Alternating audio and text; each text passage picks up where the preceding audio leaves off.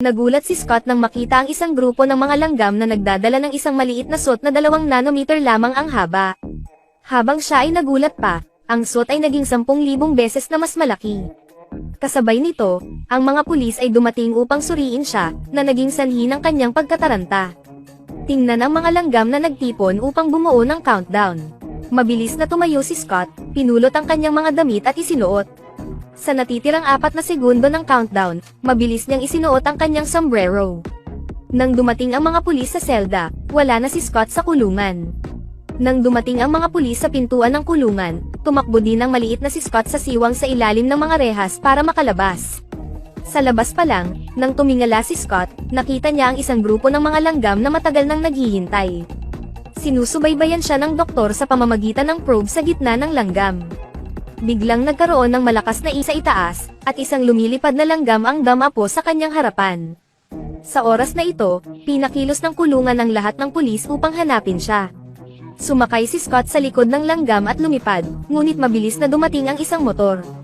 Bago pa makapag-react si Scott, natapon na siya sa malayo ng malakas na agos ng hangin. Ang mga lumilipad na langgam ay lumipad sa bus sa gulat at naipit sa buhok ng babae. Pinisil ng dalaga ang kanyang buhok, dahilan para mahulog ang mga langgam sa dyaryo.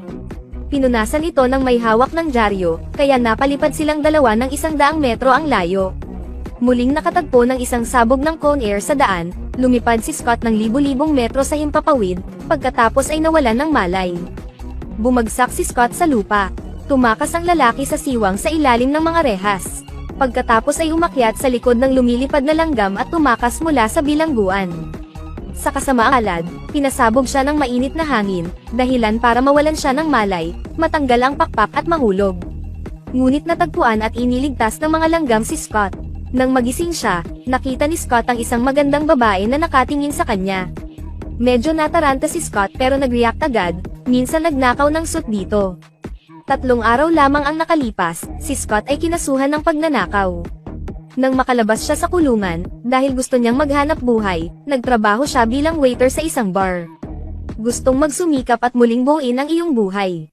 Sa hindi inaasahang pagkakataon, natuklasan ng kanyang amo ang kanyang criminal record at agad na sinibak ng kanyang amo. Sa makatuwid, si Scott ay naging walang tirahan na walang ibang paraan, nabubuhay sa kahirapan. Pagkatapos nito, muli niyang nakilala ang dati niyang kasosyo, na nagbabalak na bumalik sa negosyo.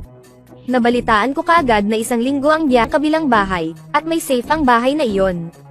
Kinuha ng dalawa ang kanilang mga gamit at nagsimulang magtrabaho.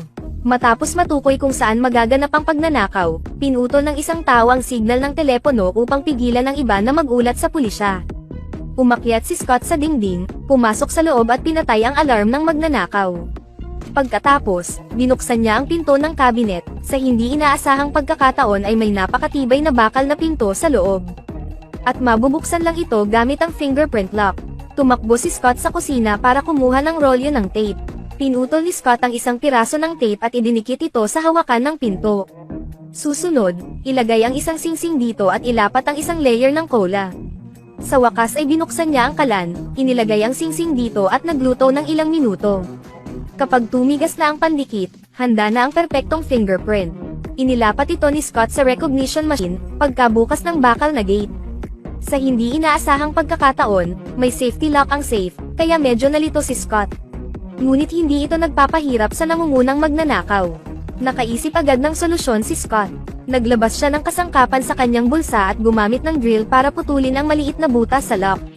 Ibuhos ang 10 litro ng purified water, pagkatapos ay i-spray ang likidong nitrogen sa pagbubukas. Nakahanda na ang lahat at tumakbo siya para magtago sa likod ng kutson. Nang walang pag-aaksaya ng maraming oras, ang nitrogen tape ay mabilis na lumawak sa metal. Pumasok si Scott sa loob ngunit walang laman ang lahat. Walang ginto, pilak o diamante. Isang set lang ng mga lumang damit ang nasa mesa, wala nang iba. Kinailangan niyang alisin ito, pero hindi alam ni Scott na may hidden camera sa mesang iyon na nagbabantay sa bawat kilos niya. Lahat ng ito ay nasa plano ng matanda. Pag-uwi ng suit, nalilito itong tiningnan ni Scott. Pero out of curiosity, sinubukan niya itong isuot at maglakad-lakad pero walang nangyari. Sa sandaling ito, napansin niya ang pulang butones sa kanyang kamay at nagpas siyang pindutin iyon. Agad namang lumiit si Scott na parang langgam at nahulog sa bathtub.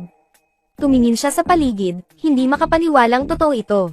Bago bumalik sa normal si Scott, maliligo na sana ang kanyang kaibigan. Hayaang sumigaw si Scott na parang patay na isda sa ibaba. Ngunit hindi ito narinig ng taong iyon, kaya diretso niyang binitawan ang balbula ng tubig.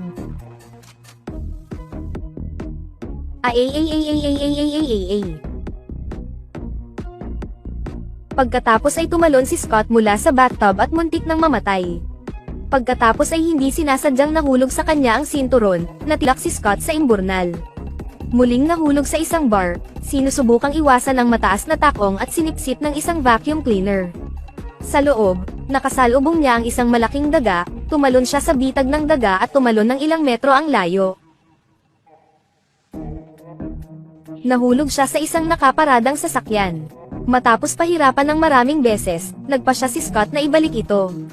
Ngunit pagkatapos tumalon sa pader at ibalik ito, si Scott ay inaresto ng FBI. Isang lalaking nagpapanggap na abogado ang nagsabing gusto niyang bisitahin si Scott. Gusto niyang tulungan siya ni Scott sa isang malaking misyon. Ito ay lumabas na si Hank, ay may isang mag-aaral na nagngangalang Darren Cross, dahil siya ay nahuhumaling sa pagsasaliksik ng mga maliliit na eksperimento. Kaya kinopya niya ang ulat ng guro, pagkatapos ay ginawa ito sa isang mas maliit na bersyon. Nais ni Hope at Hank na nakawin ni Scott ang suit at ang lahat ng data. Kung hindi ay mawawasak ang mundong ito, mariing sumang-ayon si Scott. Mabilis silang nakahanap ng 3 iba pang tao at bumuo ng isang team. Una, nagpanggap na security guard si Luis at sumilip sa kumpanya. At magsusuot ng miniature suit si Scott at gagapang sa pipe ng alkantarilya. Iahak ni Paxton ang electrical system ng kumpanya. Sa oras na ito, pumunta si Luis sa silid ng supply ng tubig at pinahihit ang balbula upang patayin ang presyon ng tubig. Umupo si Scott sa fire ant carpet at pumunta sa tubo ng tubig para pumuslit sa kumpanya. Ang mga langgam ay nahulog mula sa ventilation duct papunta sa bantay, na nakakaakit ng pansin. Sinamantala ni Luis ang pagkakataong ito para patumbahin ang gwardya. Iniswipe ni Maggie ang kanyang card sa control room, inilagay ang jammer sa system. Sumakay si Scott ng mga flying ants patungo sa data room at inilagay ang lahat ng fire sa loob ng server. Inutusan ni Scott ang mga fire ants na magpakawala ng mataas na boltahe na kuryente upang agad na sirain ang server. Pagkatapos ay pagpunta sa laboratorio, ang mga fire ants ay naghagis ng mga pampasabog sa loob. Sa wakas, hinawakan ni Scott ang binti ng lumilipad na langgam at nakatakas. Pagdating sa kanyang destinasyon, inihagis ni Scott ang tornilyo sa tubo. Ang tornilyo ay pinutol ng laser. Dahil ang paghak sa system ay hindi pa nakumpleto, si Scott ay maaari lamang maghintay ng balisa. Matapos matagumpay na patayin ang laser sensor, tumalon si Scott mula sa itaas. Hello maliit na lalaki. Sa hindi inaasahang pagkakataon, hinulaan ni Darren ang bawat galaw nila. At nalaman din ang impormasyon ni Scott. Sinadya ni Darren na tumakas gamit ang helicopter, at hinab ng mga lumilipad na langgam. Sa hindi inaasahang pagkakataon, natama ni Darren ang langgam na dala si Scott, dahilan para matamba si Scott. Buti na lang at napadpad siya sa ibabaw ng isa pang langgam. Sa paghabol kay Darren na tumatakas, nag-away ang dalawa hanggang sa mamatay. Pumasok si Scott sa Atomic World upang sirain ang Wasp. Sa mapagpasyang labanang ito, si Scott ang nagwagi. Dito nagtatapos ang video na ito.